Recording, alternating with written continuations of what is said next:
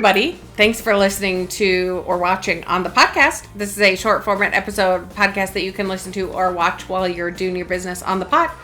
Or maybe you're on a whirlwind driving adventure because it's the summer and why not? Why not? And you're going to lose service at some point. So, you know what you should do is download episodes of On the Podcast and listen while you journey through up mountain passes or through mountain valleys or through desertscapes or wherever your little heart desires. Or just the middle of nowhere. Or the middle of nowhere. No. Middle of a cornfield. Yeah. I'm Katie. And I'm Liz.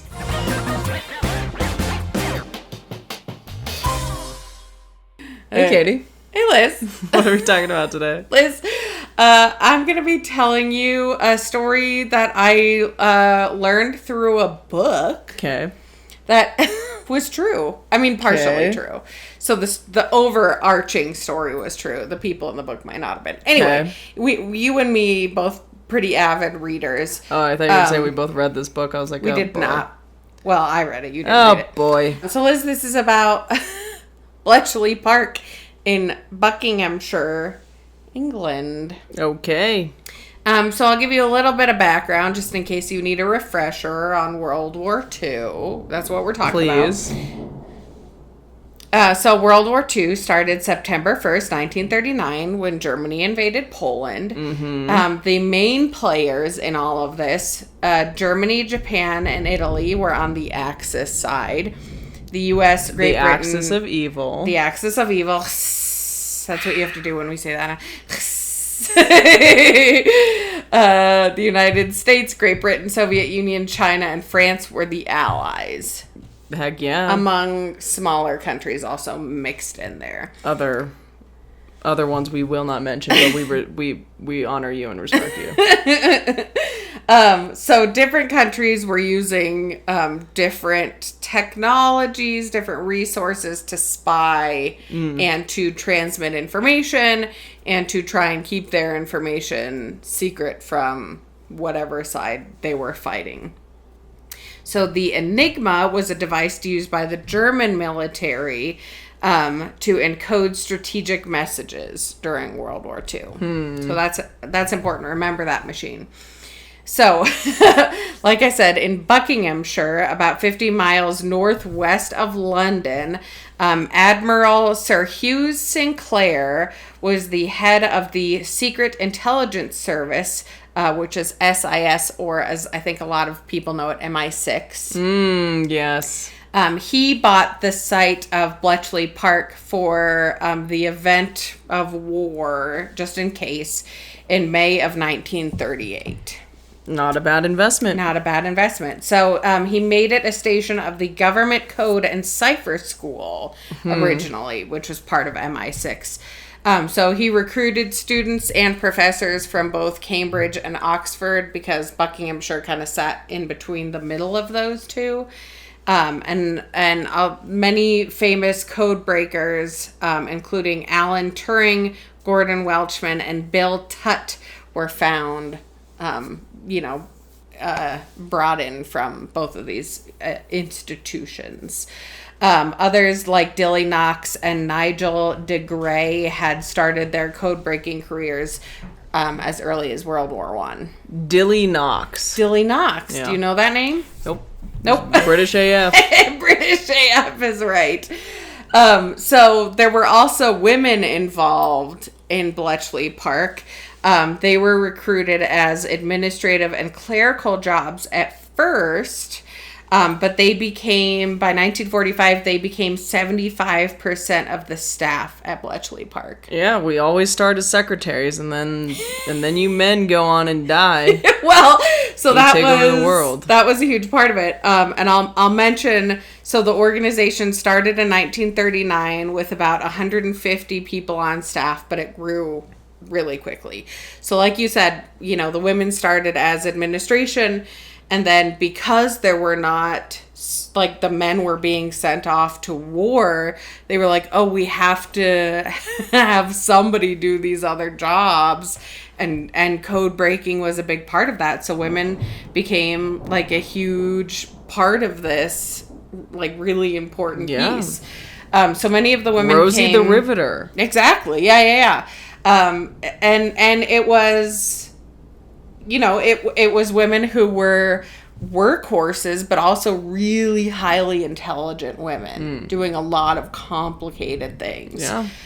So many of the women came from middle-class backgrounds and held degrees in the areas of mathematics, physics, and engineering. So, like I said, smart ladies. A lot of other women had backgrounds in different languages, particularly French, German, and Italian. So they were used as, like, somebody would crack the code, figure out what it said in German, then, you know, they would send it to the different hut, and then this hut would translate it, and then they would send it to the different hut, and then this hut would, like, send it off to, you know, whatever admiral or whatever was in charge. I thought this was really interesting. Recruiters used, because they didn't, in the book, so the book was the Rose Code, really good book if you're looking for a book to read this summer. Recruiters used a popular cryptic crossword as a hidden tool in 1942 that they published in the Daily Telegraph to see if the readers could solve this puzzle in under 12 minutes. And then smart. People would, you know, send in and say, I did it in 11 minutes and 47 seconds. Well, I did it in 8 minutes and whatever. And then the government would call these people, bring them in for interviews and say, you need to become part of our code breaking team. Do you think that's why New York Times Connection is like so popular right now?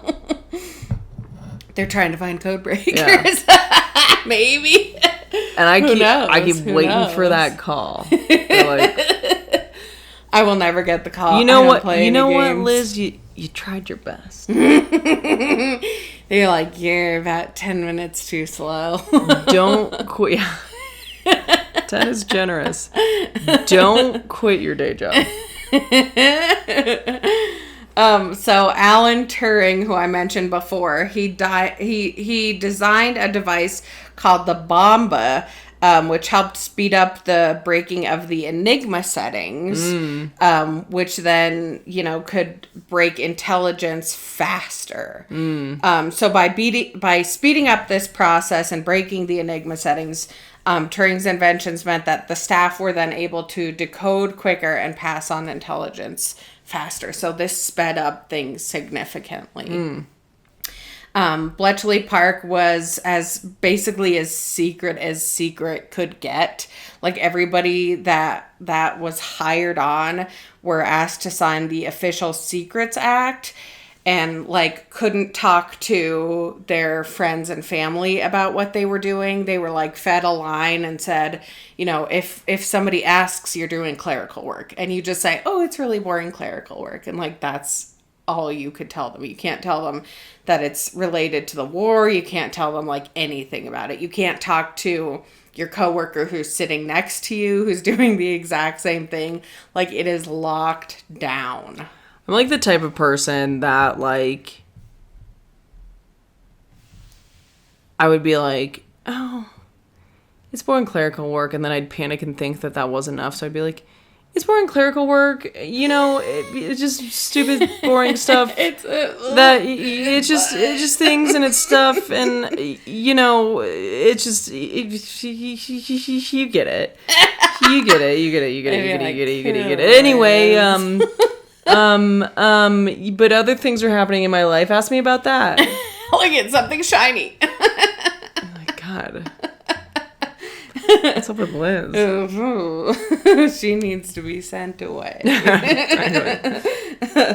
So by D-Day, there were 7,000 people working at Bletchley Park, and they were cracking almost 5,000 Enigma messages on a daily basis. So 7,000 people all working together. Mm-hmm. But I can't be like, You're not supposed to. Wow. And they were different. So there was this massive, big, like Victorian structure, house, whatever, at Bletchley Park. Beautiful.